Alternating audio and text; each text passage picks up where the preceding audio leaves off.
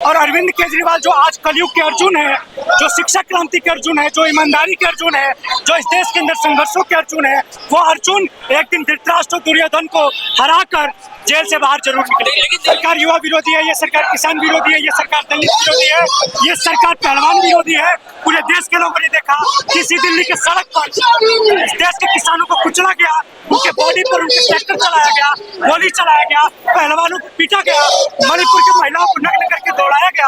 आज पूरा देश देख रहा है मोदी जी की विदाई के साथ।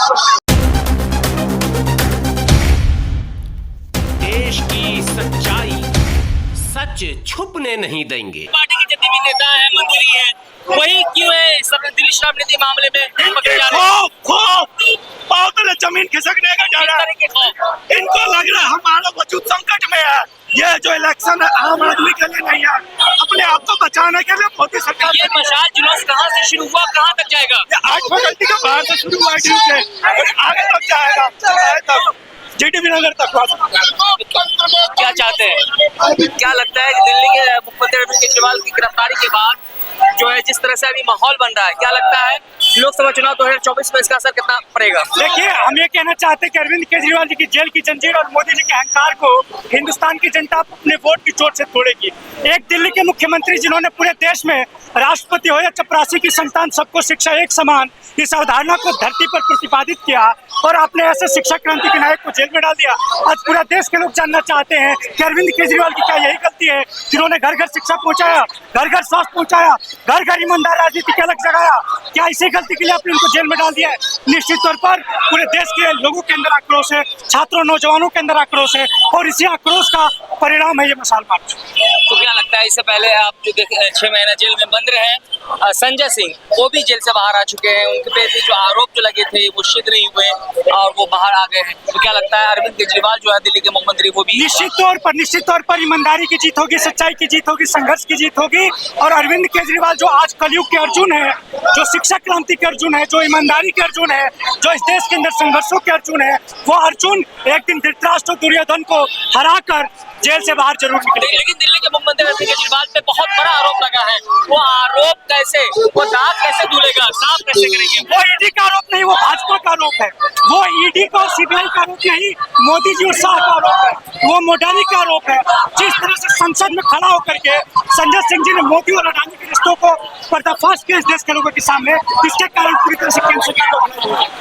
तो क्या लगता है लोकसभा चुनाव 2024 को देखते हुए, उससे जस्ट पहले जैसे चुनाव की घोषणा होती है, दिल्ली के मुख्यमंत्री अरविंद केजरीवाल की गिरफ्तारी हो जाती है, तो क्या लगता है विपक्ष को दबाने की कोशिश की जा रही है? निश्चित तौर पर यह केवल और केवल एक राजनीतिक षड्यंत्र है, जिस षड्यंत्र के तहत जिस तरह से अरविंद केजरीवाल जी 10 सालों की राजनीति में एक नए विकल्प के रूप में उभर रहे थे, उनके विकल्प को तोड़ने के लिए, उनको कुचलने के लिए राजनीतिक षड्यंत्र रचा गया था। लेकिन आप कह रहे हैं विकल्प के तौर पर, लेकिन कहा जा रहा है कि मोदी है तो मुमकिन है, मोदी 9 साल मिसाल कहा जा रहा था मोदी जी के बारे में।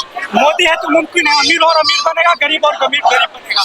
मोदी है तो मुमकिन है क्योंकि अमीरों को अमीर, अपने मित्रों को अमीर और इस देश के युवाओं को अग्निवीर बनाना चाहिए। लेकिन कहा भारतीय जनता पार्टी जो देश हित में काम करती है, देश हित के लिए सोचती है, बाकी जितने भी जो जिसका विरोध कर रही है वो विकास में, उनके विकास में बाधा डालने की। ये सरकार युवा विरोधी है, ये सरकार किसान विरोधी है, ये सरकार दलित विरोधी है, ये सरकार पहलवान विरोधी है। पूरे देश के लोगों ने देखा किसी दिल्ली के सड़क पर इस देश के किसानों को कुचला गया, उनके बॉडी पर उनके ट्रैक्टर चलाया गया, गोली चलाया गया, पहलवानों को पीटा गया, मणिपुर की महिलाओं को नग्न करके दौड़ाया गया।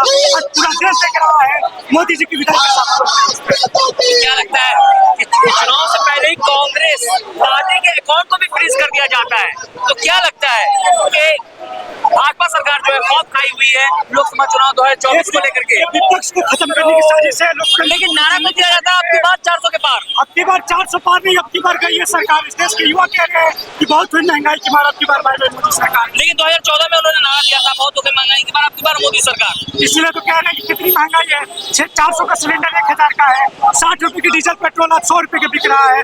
पूरे देश के अंदर हर तबके में इन्होंने महंगाई से, बेरोजगारी से, तमाम चीजों से इन्होंने युवाओं को ग्रसित किया है। तो आपने देखा कि यहाँ पे जो है हैं दिल्ली के मुख्यमंत्री अरविंद केजरीवाल, जो दिल्ली शराब नीति मामले में जो है जेल में बंद है। ऐसे तो बहुत से आम आदमी पार्टी के नेता हैं, मंत्री हैं जो जेल में अभी भी बंद है और बहुत से ईडी सीबीआई के शिकंजे में है। लेकिन देख सकते हैं दिल्ली के मुख्यमंत्री अरविंद केजरीवाल के समर्थन में यहाँ पे जो है दिल्ली यूनिवर्सिटी के छात्र द्वारा जो है 8 फैकल्टी गेट नंबर 4 से जो मशाल जुलूस है आप देख सकते हैं। ये दौलत राम कॉलेज होते हुए आगे और जा रही है, आप देख सकते हैं। वही जो दिल्ली के मुख्यमंत्री अरविंद केजरीवाल को जो गिरफ्तारी हुई है उससे कहा जा रहा है बेबुनियाद सजाया जा रहा है।